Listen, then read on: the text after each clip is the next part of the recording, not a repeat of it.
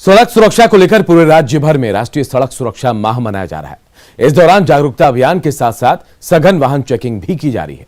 रांची में भी प्रशासन ने बगैर हेलमेट के चलने वाले लोगों पर कार्रवाई की है। हमारे सहयोगी ओम प्रकाश ने नियमों की अनदेखी कर बाइक चलाने वालों से बातचीत की। सड़क सुरक्षा माह को लेकर प्रशासन ने जागरूकता अभियान के साथ साथ वाहन चेकिंग अभियान भी चलाया है। समस्तीपुर में भी प्रशासन ने बगैर हेलमेट के चलने वाले लोगों पर कार्रवाई की। जल्दी में थे, भूल गए। ट्रैफिक पुलिस तो चेकिंग करती है। हाँ, करती है। तो भूल गए, फाइन भी काट सकता है। गलती हो गया। हेलमेट कहाँ है आपकी? अरे ट्यूशन से आ रही है, बोले हेलमेट देखिए। राइड भी हो भाई। हाँ हेलमेट पता, हेलमेट है तो ट्रिपल राइड भी थे। वो गलती हो गया, अभी आगे जाके कर लेंगे। लाइसेंस है तुम्हारे? नहीं, तो बगैर लाइसेंस की गाड़ी तो दूर से आते हैं ना, ट्यूशन आना पड़ता है सुबह 6 बजे। हम यहाँ जा रहे हैं, अभी हमारा यही अपार्टमेंट है, यहाँ से अभी दूध लिए हैं, यहाँ जाएंगे। तो फिर भी है, जब एक्सीडेंट होता है यहाँ पर नहीं ना है, ये तो अपना बाई चांस इतने दूर में कभी एक्सीडेंट नहीं, हाँ इतना दूर में नहीं होता है। ये तो यहाँ से हम ले रहे एकदम पढ़ना चाहिए। अरे अभी नाश्ता करके उधर से निकले, घर इधर ही है पटेल में। हेलमेट का जगह कहाँ है? सिर पे है कहाँ पर? यहाँ कहाँ है? बाइक पे। अरे घर पे ही जा रहे हैं, नाश्ता करके निकले, घर पे जा रहे हैं। ये आपका प्रोटेक्शन यहाँ से हो जाएगा सिर का। अरे बगल में घर है तो फिर लगा के क्या फायदा। रांची में बीजेपी अनुसूचित जाति मोर्चा के प्रदेश कार्य समिति की 2 दिवसीय बैठक आज से शुरू हुई है।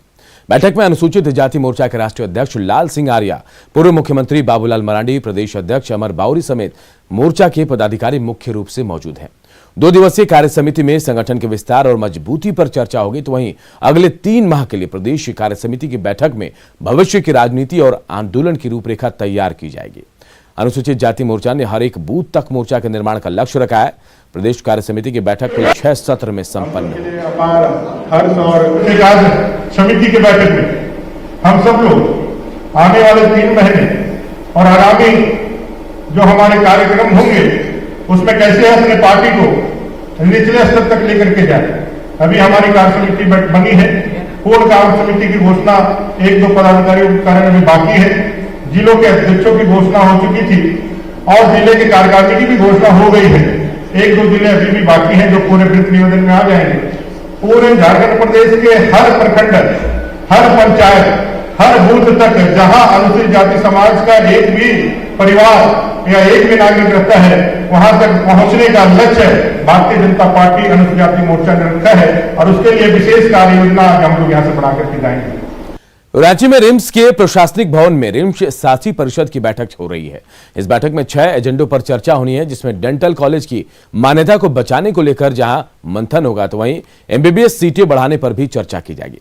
हालांकि बैठक से बाहर जूनियर रेजिडेंट डॉक्टरों ने स्वास्थ्य मंत्री से 7वें वेतनमान और बकाया एरियर भुगतान पर चर्चा की मांग की।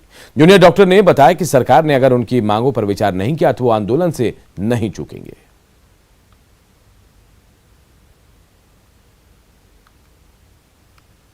रिम्स के डॉक्टरों ने अपने सारे शिक्षा मतलब अपने हित को छोड़ करके उन्होंने आकर के यहाँ पे काम किया है और बिल्कुल कोरोना काल में सारे लोगों ने, झारखंड के, रांची के सारे लोगों ने उनकी सराहना की है और सरकार ने भी घोषणा की थी कि आप लोगों को 1 महीने का एक्स्ट्रा पेमेंट दिया जाएगा। आपके पड़ोस के राज्य बिहार में सबको मिल चुका, मगर हमारे यहाँ नहीं मिल चुका है।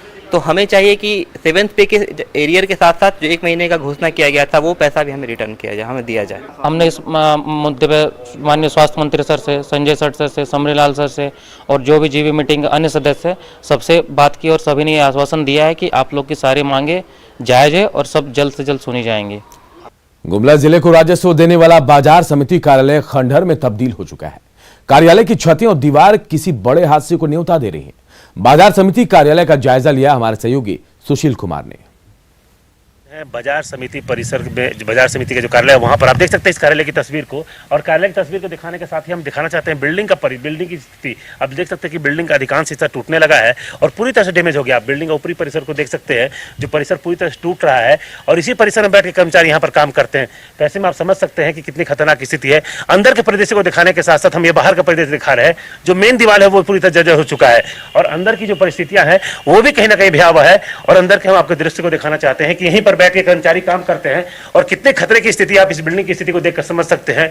और यहीं पर कर्मचारी जो हैं, जो यहाँ कार्यरत कर्मी है, वहीं बैठकर काम करते हैं, फाइल भी यहाँ रखा हुआ है। तो ऐसे में आप समझ सकते हैं कि कभी भी कोई बड़ा हादसा हो सकता है। और इन कमरों की स्थिति को भी देखकर आप समझ सकते हैं कि कमरों की स्थिति भी काफी भयावह है और कमरों में भी दरार पूरी तरह से आ चुका है। और बावजूद इसके जो कर्मचारी हैं यहीं बैठकर काम करते हैं और इन्हें भी कहीं ना कहीं इस बात का डर सताता होगा कि आखिरकार ये कैसे काम कर रहे हैं। बताइए कैसे इस बिल्डिंग की क्या स्थिति है? ये बड़ा हादसा कभी भी हो सकता है, कहीं कि ये छत प्लास्टर है, ये गिरने की स्थिति में है, कभी भी गिर सकता है। तो आप लोग काम करते डर लगता है कि नहीं? डर तो लगता है, लेकिन क्या करें। बिल्डिंग की छत को देखकर आप स्पष्ट समझ सकते हैं कि बिल्डिंग का जो ये परिसर है पूरी तरह से डैमेज हो चुका है और कभी भी कोई बड़ा हादसा हो सकता है। लेकिन बावजूद इसके ना तो सरकार ध्यान दे रहा है, ना ही प्रशासन की ओर से ध्यान दिया जा रहा है, क्योंकि जो व्यवस्था यहाँ पर नजर आ रही है उसमें स्पष्ट है ना तो यहाँ पर फाइलों की सुरक्षा है और ना ही कर्मी सुरक्षित है। लेकिन प्रशासनिक उदासीनता की जो व्यवस्था है वो निश्चित रूप से पूरी तरह से लापरवाही दिखाती है, क्योंकि ये इस भवन के माध्यम से, इस ऑफिस के माध्यम से जिला में संचालित तमाम बाजार हाटों का नीलामी किया जाता था, वहां से राजस्व की प्राप्ति होती थी। लेकिन उसको लेकर किस तरह से काम हो पाएगा, इस बिल्डिंग और भवन की स्थिति को देखकर समझा जा सकता है, जो कभी भी किसी बड़े घटने को अंजाम दे सकता है। न्यूज़ 18 के लिए गुमला से सुशील कुमार।